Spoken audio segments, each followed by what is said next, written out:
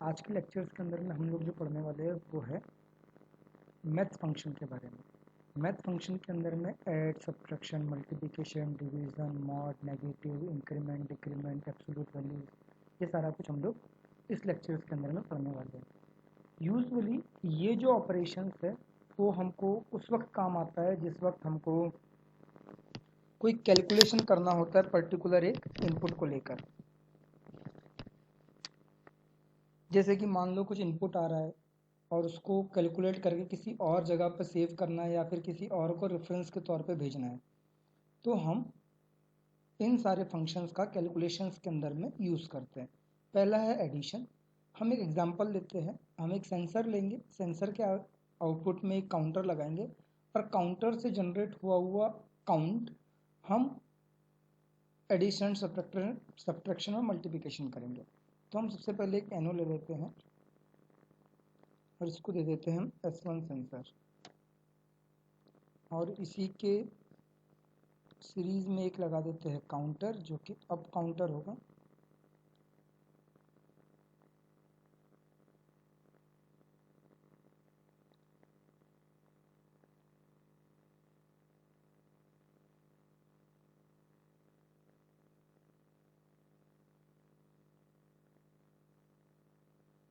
या रिसेट करने के लिए हम स्टॉप पुश बटन का यूज़ करेंगे और यहाँ पे वैल्यू दे देंगे 0 बाय डिफ़ॉल्ट। ओके, अभी हम क्या होगा, जैसे सेंसर सेंस करेंगे तो ये काउंटर इसको काउंट करता जाएगा और एक काउंट वैल्यू यहाँ पर सेव होगी। अब मैं यहाँ पे काउंट वैल्यू की जगह यहाँ पर हम दे देते हैं MD0 काउंट वैल्यू। यहाँ पर हमारा डबल वर्ड MD0 में आकर सेव हो जाएगा। अब इसको हम नाम भी दे सकते हैं। हम क्या करते हैं, इसको PLC टैग में जाते हैं, PLC टैग में जाकर एक कन्वेयर नाम का हमारे पास टैग अवेलेबल है या फिर हमारे पास डिफ़ॉल्ट टैग टेबल अवेलेबल है। अब डिफ़ॉल्ट टैग टेबल के अंदर में देखिए MD0 का नाम से टैग भी चालू हो गया। इसको हम काउंट वैल्यू करके एक एड्रेस दे देते हैं। अब हम यहाँ पर एक जनरेट करते हैं एडिशन ऐड रिजल्ट, एक जनरेट हो गया। उसके बाद सब्ट्रैक्शन रिजल्ट, ऐसे मल्टीप्लिकेशन रिजल्ट, डिवीजन रिजल्ट। हमने टैग जनरेट कर लिया। अब हम टैग जनरेट कर लिया तो हम क्या करेंगे, जो एडिशन का रिजल्ट होगा वो एडिशन के रिजल्ट वाले टैग में सेव करेंगे। तो अभी क्या करते हैं, फिर से इसी पे चलते हैं। अभी देखिए अभी क्या होगा, जैसे जैसे सेंसर सेंस करेगा ये काउंटर काउंट करता रहेगा। ठीक है, ये काउंटर काउंट करता रहेगा। अब हम यहाँ पर एक एडिशन वाला ब्लॉक लगाते हैं। अब एडिशन वाले ब्लॉक के अंदर में देखिए 2 इनपुट मांग रहा है और एक आउटपुट जनरेट करेगा। अब ये 2 इनपुट क्या हो गया, अब एक इनपुट तो ये हो जाएगा जो मेरा काउंट वैल्यू होगा, और दूसरा इनपुट मैं कोई एक इंटीजर दे सकता हूँ या फिर कोई ऐसा ही डबल वर्ड एक दे सकता हूँ जहाँ से इनपुट और एक जगह से आता हो, है ना। तो यहाँ पे मैं अभी एग्जांपल के लिए लेता हूँ मैं इंटीजर, जस्ट लाइक 8 मैंने इंटीजर ले लिया और यहाँ पर मैं लिखूँगा एड रिजल्ट। ये एड रिजल्ट नाम का एक आउटपुट जनरेट कर दिया। अभी हम देखते हैं कि ये काम कैसे करेंगे। इसको डाउनलोड करता हूँ।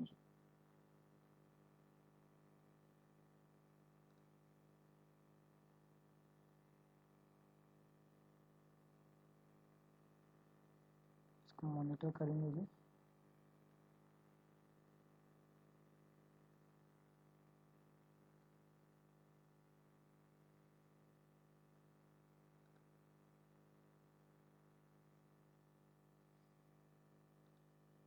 ओके, अभी मेरा सिम टेबल अवेलेबल है।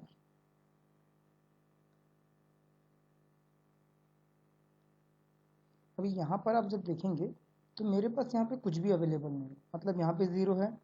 अभी नेट वैल्यू जो है वो यहाँ पे जाके सेव हो चुकी है। मतलब एडिशन अभी क्या कर रहा है, 0 और 8 के बीच में कर रहा है। जैसे ही 0 और 8 के बीच में एडिशन होता है तो आउटपुट में जो रिजल्ट आएगा वो 8 आएगा।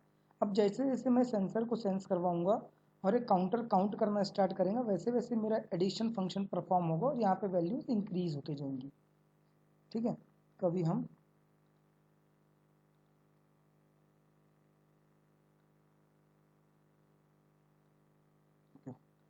मेरा सेंसर का नाम है S1, मैं यहाँ पे S1 सेंसर ले लेता हूँ, इसको मुझे ऑपरेट करना है। अब देखिए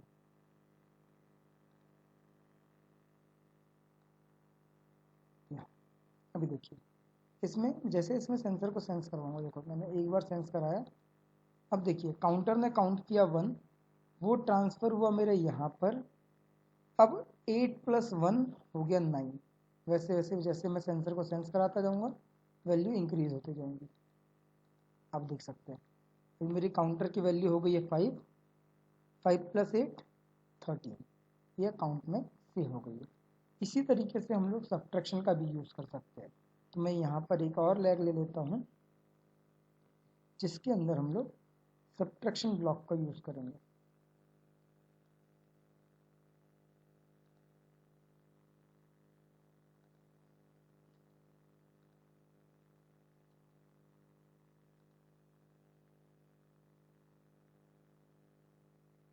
अब यहाँ पर हम सब्ट्रैक्ट करेंगे 2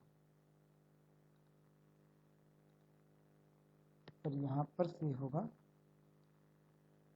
सब्ट्रैक्शन रिजल्ट। ठीक है, अब हम इसको डाउनलोड करते हैं।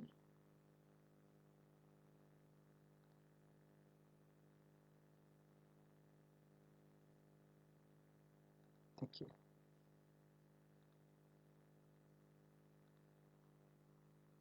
कंपाइल हो रहा है ये। ओके, अभी देखिए क्या हुआ है। अभी काउंटर की वैल्यू है 5। अभी मैं यहाँ पर और एक ले लेता हूँ, काउंटर को करता हूँ रिसेट। अभी मैं जैसे ही काउंटर को रिसेट कर दिया, अभी काउंटर की वैल्यू है 0। तो एडिशन में परफॉर्म किया है ऐड 0 + 8 = 8। ठीक है, 0 + 8 = 8। अब वहीं पे सब्ट्रैक्शन परफॉर्म हुआ है 0 - 2 = -2। ठीक है, अब जैसे जैसे मेरा काउंटर काउंट करेगा। अब काउंटर ने काउंट किया है 1।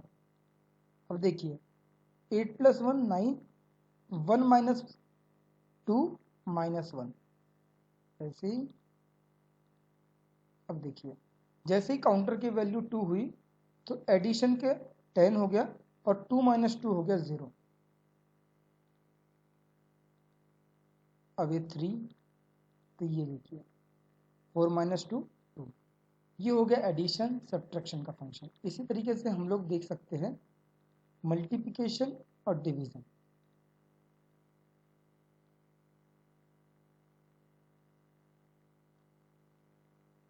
एक और लैग ले लेते हैं हम यहाँ से, ले लेते हैं मल्टीप्लिकेशन और यहीं पे हम लोग ले लेते हैं डिवीजन का भी, ताकि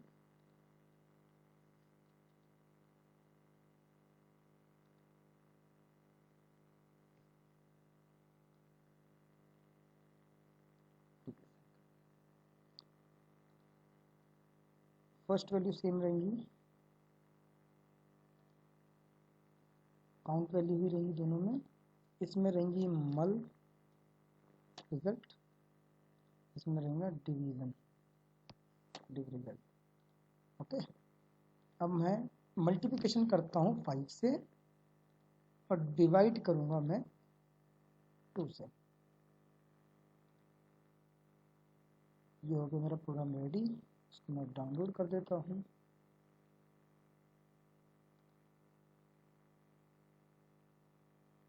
इस तरीके से